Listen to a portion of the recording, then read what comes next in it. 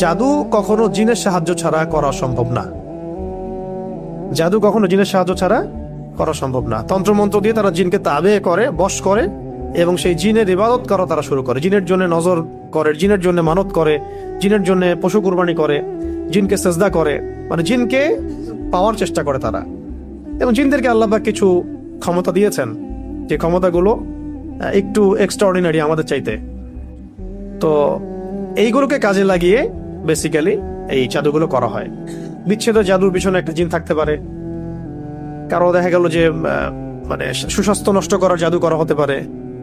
হ্যাঁ, কারো দেখা যেতে পারে এরকম যে এমন কোনো জাদু করা হয়েছে যে তার যেন সম্পদ ধ্বংস হয়ে যায়, তার বাচ্চা যেন ক্ষতিগ্রস্ত হয়, তার জানের জন্য কোনো ক্ষতি হয়, এরকমও জাদু করা হতে পারে। তো এইগুলো প্রত্যেকটা জাদুর ক্ষেত্রেই জিনদের কি থাকে, সক্রিয় ভূমিকা থাকে। শুধুমাত্র কবিরাজ জাদু করতে পারে না। আবার এই জাদু কাটার জন্য যদি আবার কেউ কবিরাজের